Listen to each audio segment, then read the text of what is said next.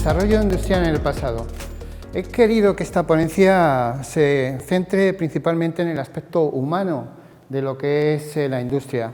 Hasta ahora voy a intentar evitar tecnicismos, que creo que ya se ha estudiado, se ha desarrollado mucho de estos temas y que a veces llegan a conclusiones que son erróneas, pero el lado humano creo que no ha sido tratado con el criterio que yo creo que debía haberse sido. He tenido que reducir un poco lo que es la presentación para amoldarme un poco al tiempo que se estaba estableciendo. Voy a intentar ser breve y conciso para intentar que los conceptos se queden claros y que sea al final un homenaje a todos los emprendedores que tenemos actualmente en España y los que pudieran venir tanto en España como en Europa. Desde la romanización de la península ibérica, pasando por la época visigoda, árabe y posteriormente durante la etapa del Imperio, España se consolidó en el mundo conocido como un pilar fundamental para liderar el desarrollo de los tres sectores industriales: primario, secundario y terciario. El desarrollo científico, medicina, cartografía, botánica, arte, pintura, arquitectura, etc. Y asentar las bases del conocimiento con la creación de las primeras universidades del continente europeo. Los emprendedores actuaban la mayoría de las veces gracias al mecenazgo de las grandes capitales existentes en cada momento de la historia. Hay que tener en cuenta que los emprendedores, digamos, en Europa, hasta bien entrado el siglo XVI, estaba liderado por España, por la península ibérica en la época romana. A partir de finales del siglo XVIII, principios del XIX, se crea el desarrollo tecnológico en la revolución industrial en Europa. Aquí es donde España empieza a perder el carro de lo que es la industria, el carro de lo que es el emprender nuevos negocios y nuevas estructuras de diseño. En Inglaterra, durante la revolución industrial, hay cambios en la producción agrícola y se mejora la producción de alimentos en la población y desemboca en un aumento demográfico.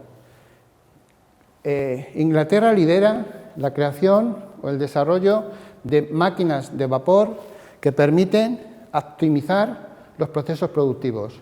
La población se traslada de los pueblos a las ciudades. Este desarrollo tecnológico de la revolución industrial en España llega tarde, 50 años más tarde, y hacia el 1830 la transformación de la economía agraria y artesanal se transforma a una economía de fábricas. Se desarrollan una serie de focos industriales en Cataluña a nivel textil, en el norte de Europa, en el norte de España a nivel de extracción de minerales y en el sur de España para centrarse principalmente en lo que es la agricultura, el sector primario y sector secundario. En el 1848, en España, se inaugura el primer tramo de la vía férrea, Barcelona a Mataró, y en 1840 se instalan en Oviedo los primeros hornos para la industria armamentística. Las sociedades mineras empezaron a aparecer para explotar los subsuelos y se utilizó la hulla, pero luego se pasó al carbón mineral hacia el 1848. La revolución industrial llegó tarde a España. Teníamos demasiados problemas, principalmente acabar de resolver el puzzle de lo que fue el gran imperio español. El liderazgo español en el área científica y los sectores industriales desaparece o queda muy minimizado. Me voy a centrar ahora en el desarrollo industrial del siglo XIX respecto a la aviación. Los primeros conatos, los primeros inicios, el primer germen de la aviación en España surge a finales del 1792 con los ensayos realizados por un grupo de artilleros en el Real Colegio de Artillería de Segovia. 100 años más tarde, que se dice pronto, digamos hasta 100 años más tarde, un piloto francés hace un vuelo entre Madrid y Guadalajara, y donde la hazaña tuvo lugar el 24 de noviembre de 1910 y fue experimentado por un piloto que andaba por España haciendo demostraciones de lo que en un aparato volador era capaz. Voló con su avión desde Madrid hasta Guadalajara. A principios del siglo XX digamos que se empieza a destacar lo que son los grandes emprendedores de la industria aeronáutica española. Solamente voy a dar tres nombres de tres personas pero había muchas más. Quiere decir que a partir del siglo XX la aviación en España empieza a ser realmente, se está empezando a considerar como una industria que pudiera transferirse a lo que es la sociedad y a un desarrollo que en ese momento estaba bastante decadente. Hablamos de Leonardo Torres Quevedo, que presentó en la Academia de las Ciencias de España y París el proyecto de un nuevo tipo de dirigible, el ingeniero murciano Juan de la Cierva, el inventor que inventó y construyó el autogiro en la década del 1920. Y voy a hacer un pequeño matiz, un pequeño recuerdo a una persona que se llama Virgilio Leret. Virgilio Leret fue militar, aviador e ingeniero, además del posible inventor de uno de los primeros motores a reacción en la década de los años 30. Esta persona, este ingeniero, estuvo trabajando al mismo tiempo que trabajaban en Inglaterra y en Alemania para desarrollar el turborreactor.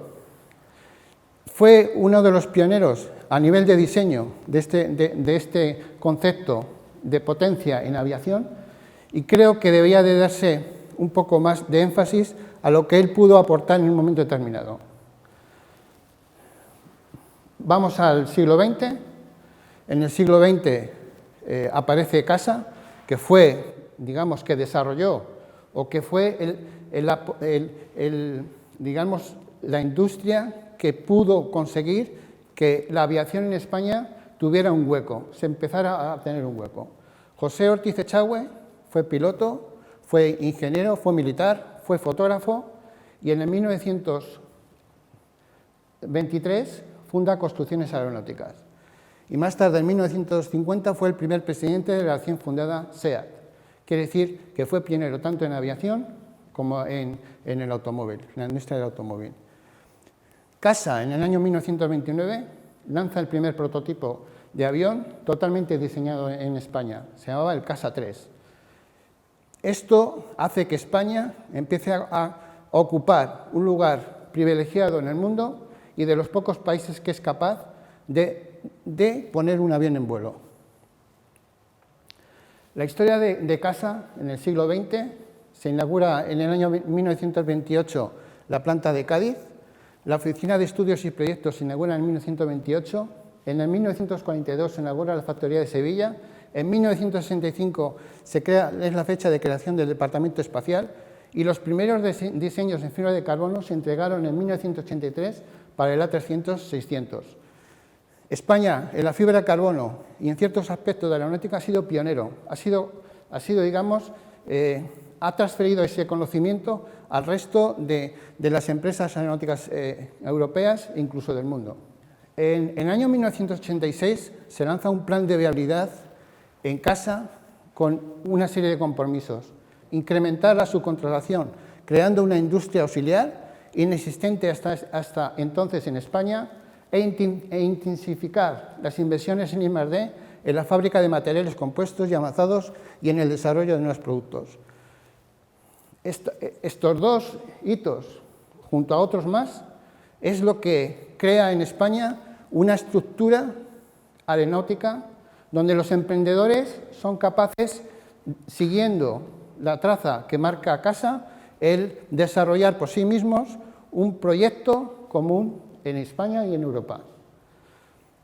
La industria auxiliar, arropada por la gran industria, ha sido el germen de prácticamente todo el desarrollo de la nueva tecnología en muchas de sus ramas.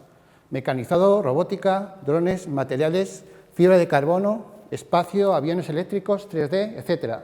Básicamente esta industria auxiliar ha sido gestionada por emprendedores que supieron con su creatividad y motivación posicionar a nuestra industria a niveles por encima de la industria europea o del resto del mundo. La industria aeronáutica, aparte de la creación de CASA, en 1942 se crea el INTA, Instituto Nacional de Tecnología Aeroespacial, organismo público que permite y permite a España certificar sus propias aeronaves. Somos de los 8 países en el mundo que somos capaces de poner un avión en vuelo y certificarlo. En el 1989 se crea CESA como para mejorar la posición internacional de la industria española de accesorios aeronáuticos como consecuencia del compromiso adquirido por el programa Eurofighter en 1986. Actualmente CESA ha sido adquirido por EUDETEC y actualmente nuestro nombre corporativo es EUDETEC Spain. En el año 1989 se crea ITP, con el apoyo de Rolls-Royce y Sener, para el desarrollo del motor del Eurofighter, Typhoon. Son las dos empresas que junto a CASA fueron diseñadas y determinantes para crear una estructura aeronáutica en España. Con estas dos empresas y CASA y todas las empresas que han ido añadiendo al conocimiento aeronáutico son los que han permitido el captar mucho del negocio aeronáutico existente actualmente. ¿Qué pasa en el siglo XXI? Los emprendedores no pierden la ilusión de seguir emprendiendo. Julián Fernández, creador del satélite más pequeño del mundo para extender el uso del Internet gratuito a nivel global. PLD Space, empresa creadora de pequeños vehículos de lanzamiento y ya trabajando para multinacionales empresas del espacio. Drone Hopper, innovación de fabricación de drones. ¿Cuál es? Y esto es un pensamiento mío. Hemos sido capaces de afrontar y resolver a lo largo de toda nuestra historia con emprendedores, la mayoría de las veces anónimos, pero sí con la convicción de lo que estaban haciendo servía para un bien común y, por qué no decirlo, para satisfacer sus propios deseos de trabajo bien hecho. En esta lucha hemos estado muy solos y muchas veces teniéndolo todo en contra. Esto nos hace más fuertes y es un aliciente para todas nuestras próximas generaciones. Demostrar que formamos parte de este mundo tan globalizado. No nos olvidemos que nosotros hemos sabido gestionar una globalidad local desde hace muchos siglos y que sabemos trabajar en ese entorno. Cuando todo parezca ir en tu contra, recuerda que el avión despega contra el viento. Henry Ford. Muchas gracias.